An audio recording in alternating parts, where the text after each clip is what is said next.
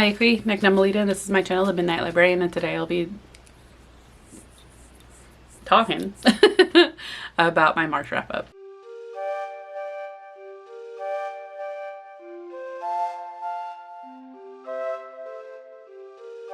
The month of March kind of lent into its nickname March Madness. I know that's typically for basketball, but I don't watch basketball, and it was just kind of chaotic. Brad and I got sick almost after March started. Brad brought it home, and I say that because he got sick first. And I get, like, it could have been incubating in any one of us before he actually started showing symptoms, but that's my argument. Yeah, we knew it was going to be bad when he ended up calling out sick for work. When he texted me one day and said that I don't feel good, I'm going home, that's when I knew it was going to be bad.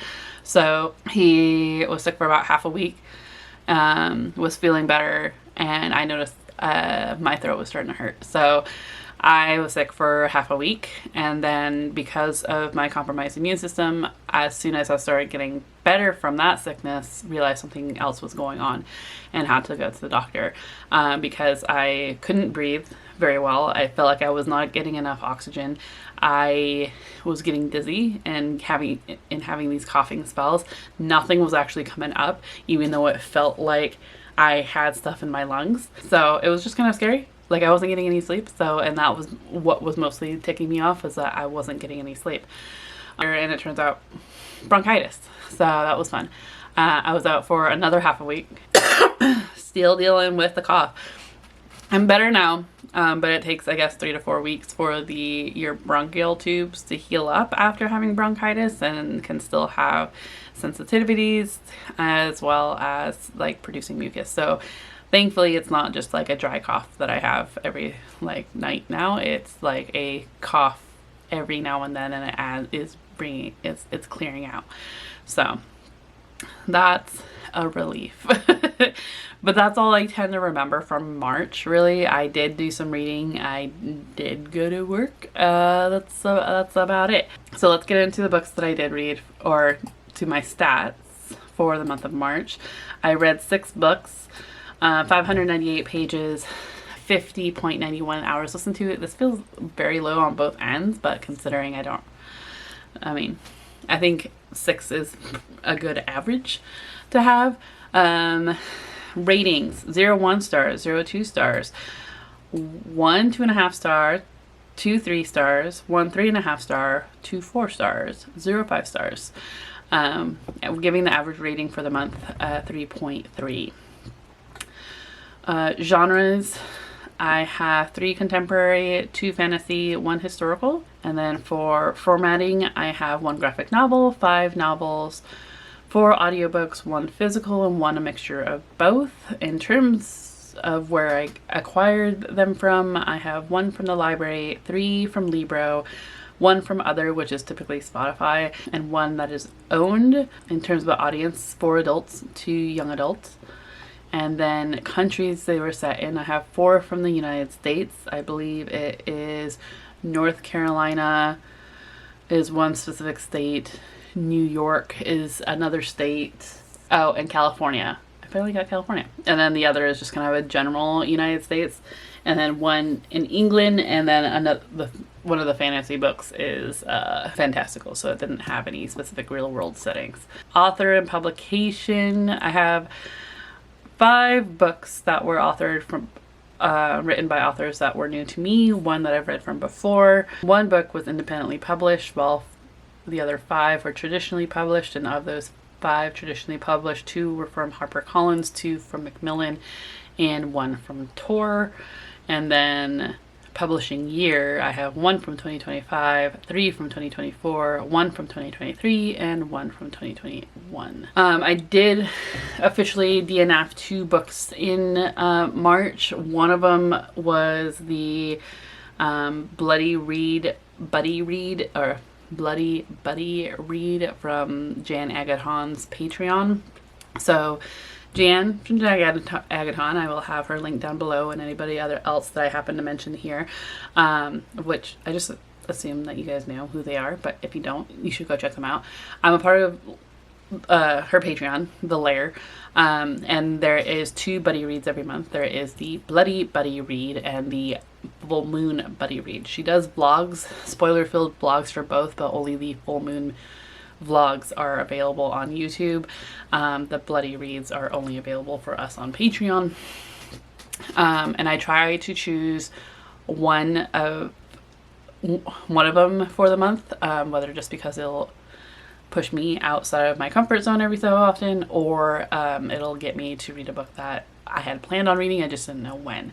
So for February's, it was In the Immortal Dark by Tygas Girma.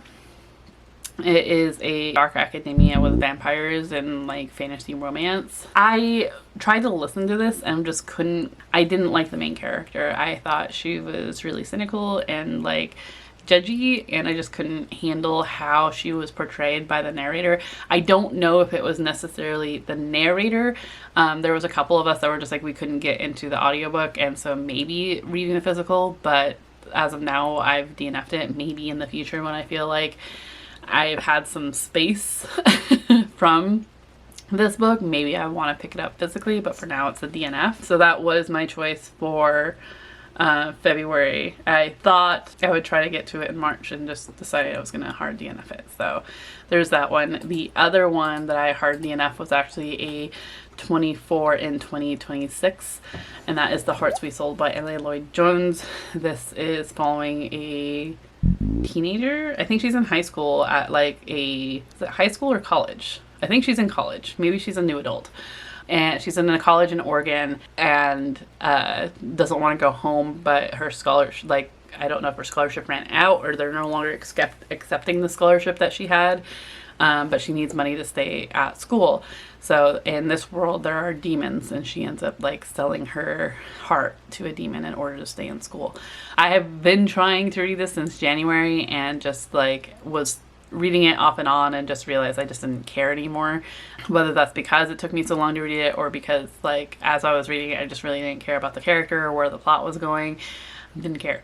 So there's that I DNF'd that one. So let's go ahead and get into the books I did read for the month of March, and the first one is a book that I've also been reading since January, and that is The Januaries by Olivia Blake, or Olivia Blake, sorry. This is a short story collection from Olivia Blake, which I don't typically like short story collections, like specifically anthologies, because I don't like having to switch from writing style to writing style. I get used to one author, or I like a particular author, and then the story ends, and then I have to like re-grapple and get my head around this new writing style, and I just don't tend to like them.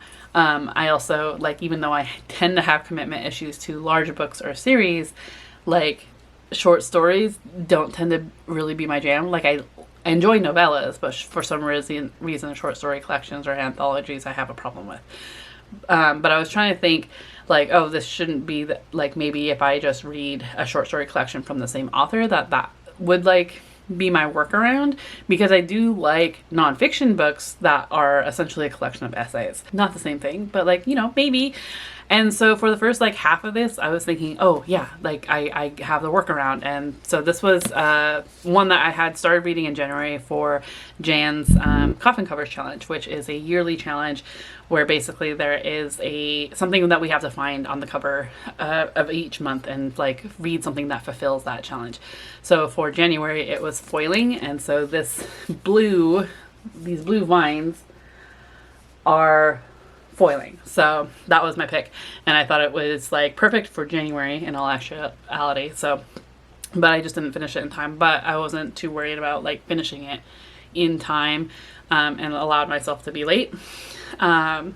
So long as I was reading, I thought it was okay. So like I said, the first half, third to a half, I really did enjoy. There were some I enjoyed more than others, but ultimately really liked where some of these stories were going and what their themes were.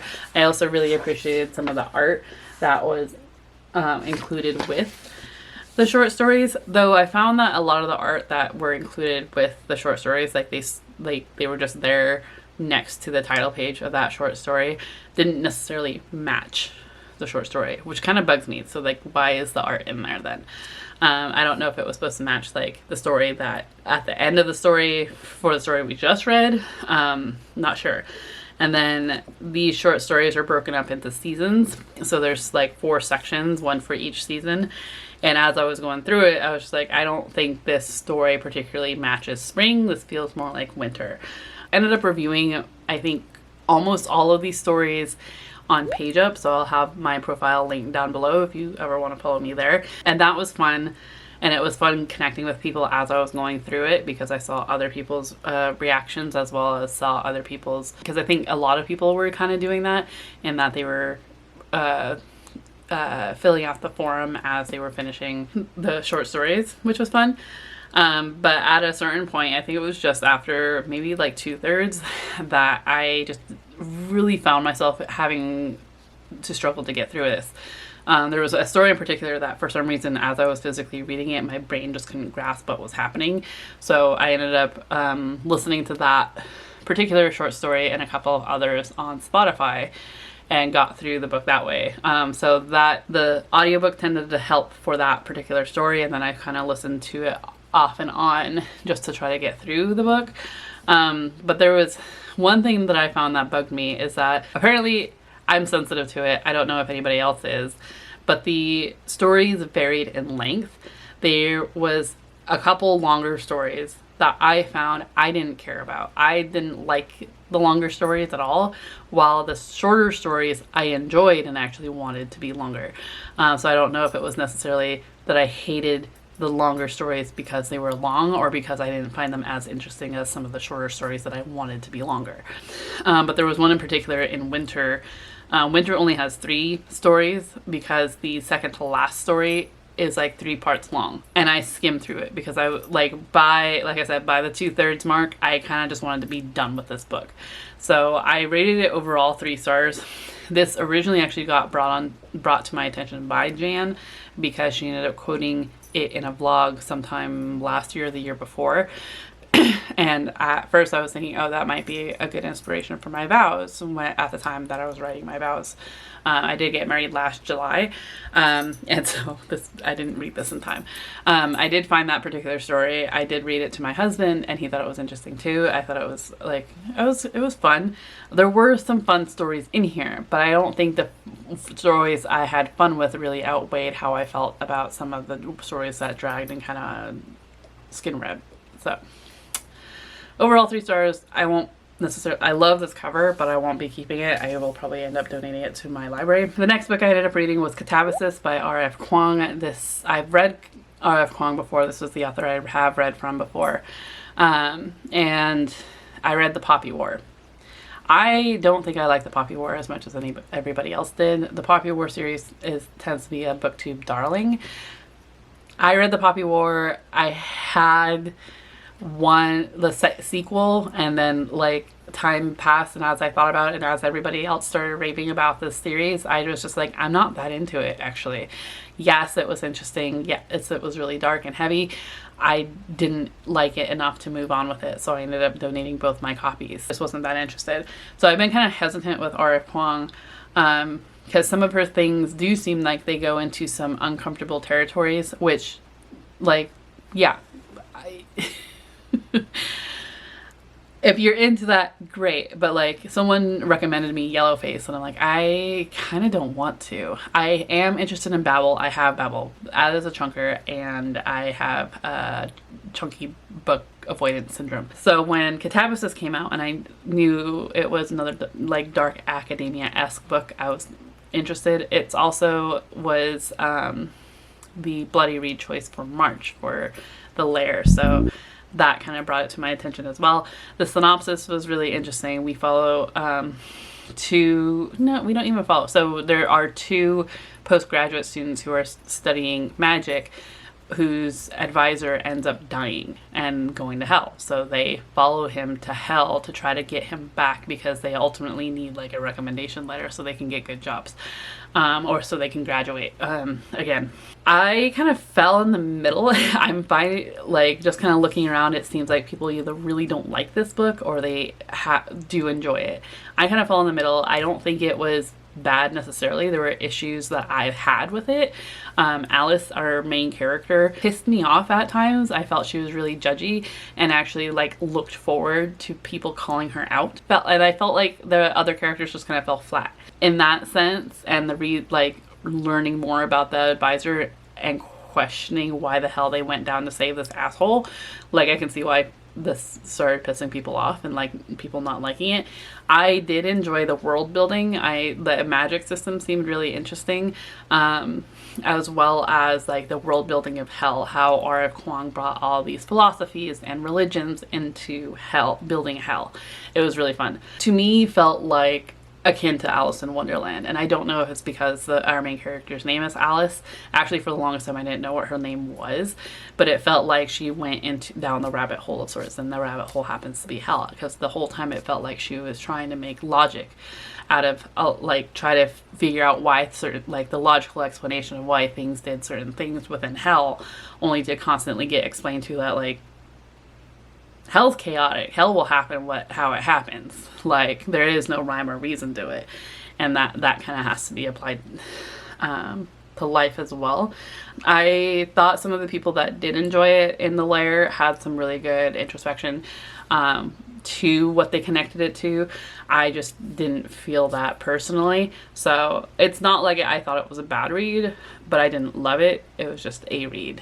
It wasn't a waste of time, but I'm glad I am able to check it off as like having read it. So yeah, I also ended up using this catabasis as the buzzword cover challenge, which is Kayla from Books and Lala's yearly challenge. It's kind of like akin to coffin covers in that you're finding something every month on the cover of a book to fulfill that challenge for the month.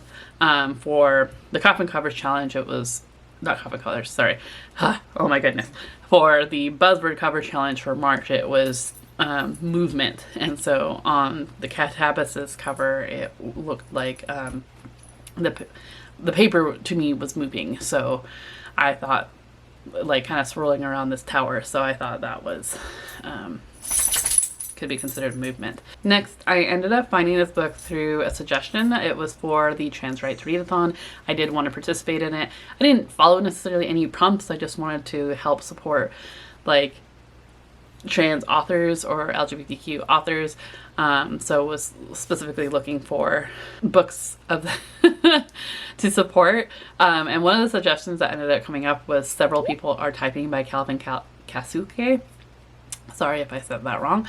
Calvin Kasuke is, according to Neutral Spaces, is a writer, podcast producer, and transsexual menace living in Brooklyn. So when Several People Are Typing, this was really fun. In all honesty, I'm super happy. Like, I don't even I think it was suggested to me through an Instagram post for Trans Rights Readathon, and the cover really interested me. It actually kind of bugs me that it's not lined up with the book. I thought it was really fun. So that, and then when reading the synopsis, it really intrigued me. So so basically we're looking at Slack messages. And I do want to get a physical copy of this book because I think it'll be fun to go back through physically, because I ended up listening to this through Libro. So Gerald, who works at a marketing firm in New York, ends up getting his consciousness gets stuck in his company's Slack messaging. But everyone thinks it's a gag and him taking advantage of their new work from home policy. But his productivity has gone up, so his bosses really don't care where he's working from. So it definitely got darker than I was originally expecting, but ultimately I thought it was really freaking funny. And I use Slack occasionally. I only just recently, within the last couple of years, have gotten on it. I think most of the CSUs use it, but I never knew how. So it's still a weird one for me to have to open up. I'm still not used to just opening it up for messaging or anything. So there was a couple things I had to look up because I don't understand why Dusty Stick was. I still don't understand why Dusty Stick is an emoji on Slack. But the fact that this company made it a joke was kind of funny. There were multiple instances where I was laughing and I didn't know where the plot was going. So there was certain at times I felt like my jaw dropped because I wasn't sure. Well, I was like, are you kidding me? So it was just a really fun book. I think I rated it 4 stars, and I do want a physical copy. Like I said, there were some instances where I felt like the physical book would have been better than the audiobook, just because some people were like spelling things out and I have a hard time like following along with that audibly, as well as I think there were some things in there that could only be translated necessarily by like looking at the physical book, like how the messaging system was set up. So I thought it was really fun. It was a fun read. Next I ended up reading this graphic novel. It's Hungry Ghosts by Victoria Ying. This was on my like wish list on bookshelf.org for the longest time. You ever need to figure out, like, need to spend out money for whatever reason, that's always linked down below too. But this is Hungry Ghosts by Victoria Ying. I ended up getting it through Interlibrary Loan and deleting it from my wish list. Because the cover ultimately intrigued me, but I'm like, do I actually want a like physical copy of this? So got it through Interlibrary Loan. Thank you CSU Sacramento for sending it. But this is a graphic novel, and it's following Valerie Chu, who's a quiet, studious, and above all thin. And it goes into her connection with food, or her relationship with food, and how it's not healthy, and how it was kind of brought upon by some stigmas of her mother. And so we see this, like, how this has impacted her growing up, as well as in high school, now that she's in high school, and looking at prospective colleges, as well as like kind of thinking about, she's realizing that she's not happy. And so when a tragic event ends up happening, things kind of fall apart, and it's her kind of having to pick up the pieces and realizing what's going on in her life.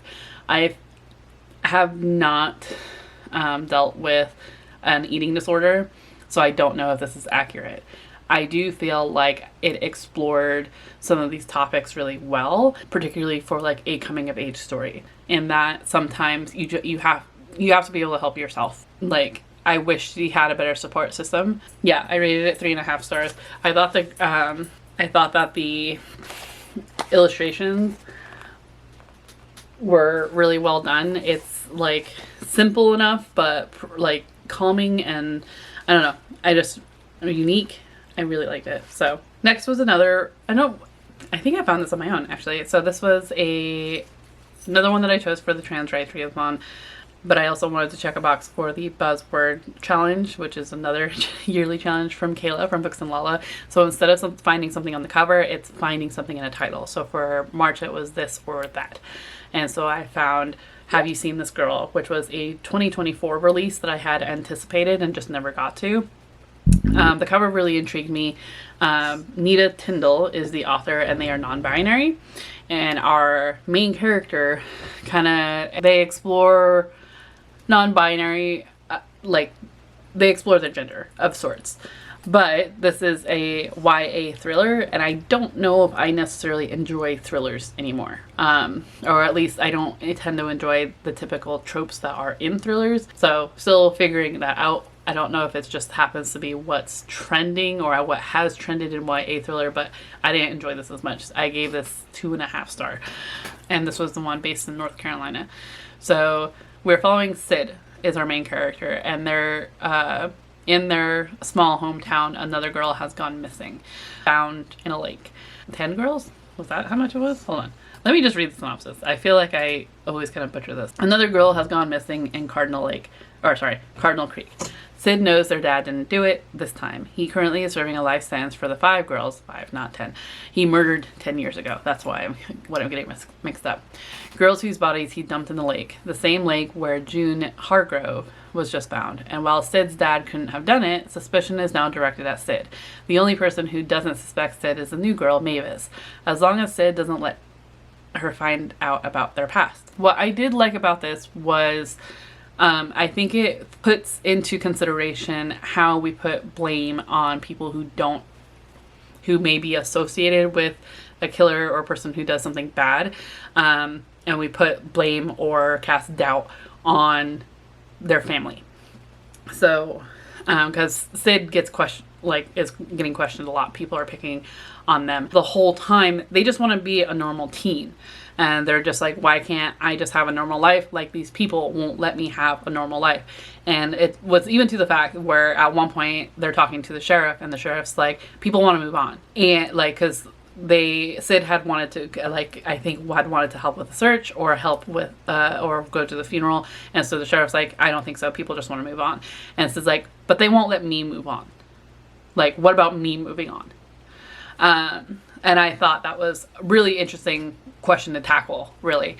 So I appreciated that about the book. What, as well as like the residual, like, not just towards Sid, but to Sid's grandma and other folks.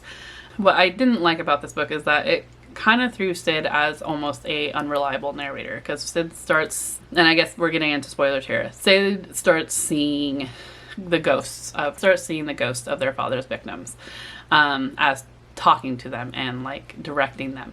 And I really don't like the unreliable narrator trope. I just don't like it. And there were multiple instances, and this is part of thrillers. I get that it's part of thrillers, and that's part of the reason why I don't really like them, is that there were some decisions Sid made that I'm like, what are you doing? Why are you doing this?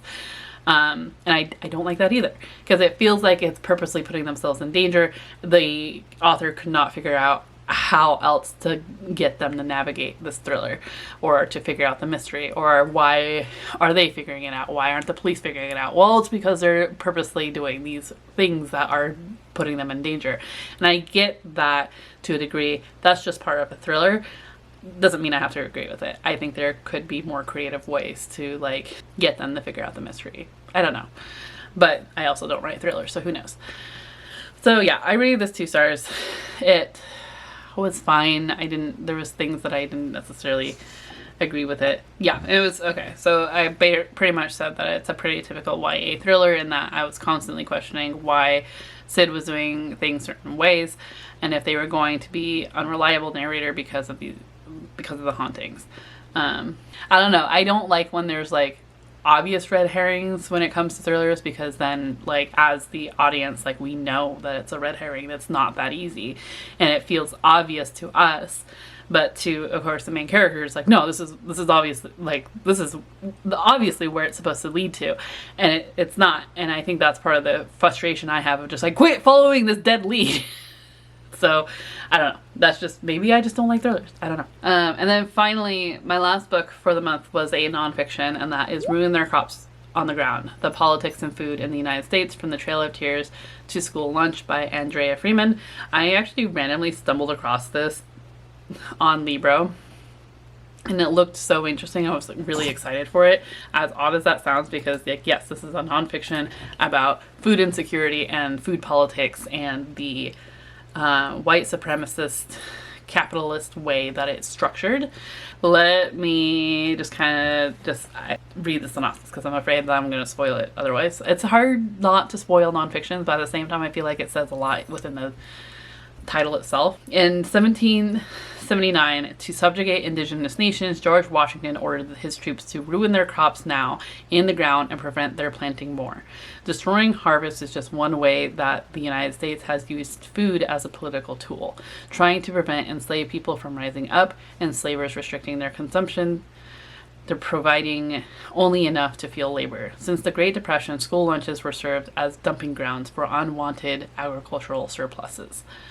From fry bread to government cheese, Ruin Their Crops on the Ground draws on 15 years of research to argue that U.S. food law and policy have created and maintained racial and social inequality. Racial and social inequality. In an epic sweeping account, Andrea Freeman, who pioneered the term food oppression, moves that from colonization to slavery, to the Americanization of immigrant food culture, to the commodity supply to native reservations, to milk as a symbol of white supremacy. She traces the long-standing alliance between the government and food industries that have produced gapping racial health disparities, and she shows how these practices continue to this day through marketing of unhealthy goods that target marginalized communities, causing diabetes, high blood pressure, and premature death. I feel like I've been circling this theme for a while, and I'm still very much interested in the food politics and like food sovereignty. If you don't know, I haven't seen my April hopefuls. I am currently reading A Feather and a Fork by Crystal. I said it wrong. I went to a book talk yesterday, and it's Wapipa. Wapipa? I keep saying it Wapipa. I think it's just Wapipa. And in her book, she is talking about some of the same things, but it's more of bringing back our cultural foods and healing and all that, because her family has been so affected by the food system that's currently in place in the United States. So I think Andrea Freeman particularly goes into some really well researched, like it's 15 years, so that's great. And as I was listening to it, I'm just like, oh my God.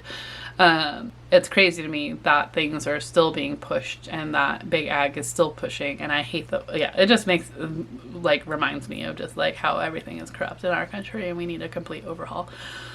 So yeah, I gave this 4 stars. It was 4.5. I feel like it was good. I really liked it. If you have any interest at all in food politics, I thought this was really well-rounded. Not only did Andrea Freeman go into Native American food disparities, but also Black food disparity and Hispanic food disparity.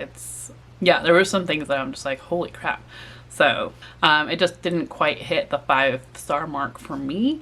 But it is one that I do really want a physical copy of, because, and I don't know why I use that as a way to show like, yes, I really like this book, I want a physical copy of it. But with nonfiction in particular, when there's reference to other books or articles that I feel like, ooh, okay, I should read that, I really do want a physical copy so I can like highlight and tab that. I've done that even with A Feather and a Fork. To a degree, there's some tabs in here. A lot of it's like stuff I want to research myself, but there's some that Crystal Wapipa ends up like, oh, in this book, and I'm like, okay, I need these books now so I can read them. So that's what I like to do, but for particularly nonfiction, that tends to be why I start wanting to purchase them after reading them, particularly if I really like them, so I can read more into it. For fiction, it's more just because like I can see myself eventually rereading it at some point. So yeah, so those are the books that I read for March. If you've read any of these, I'd love to hear your thoughts down in the comments down below. Otherwise, let's go ahead and put the corn emoji, just because I mentioned it has corn on ruin their crops on the ground, and that's one of the things that they ruined was corn. And I'm particularly like, and I'm just in that section in A Feather and a Fork. I get that it has nothing to do with my March wrap up, but that's where I'm at right now. Let's do a corn emoji. Otherwise, yeah. Oh my goodness, how was your March? I hope your April is going well. It's currently raining here, and I'm so in love with it. So yeah, hopefully you're enjoying the book that you're currently reading. And I will see you in another video very soon. Cheers.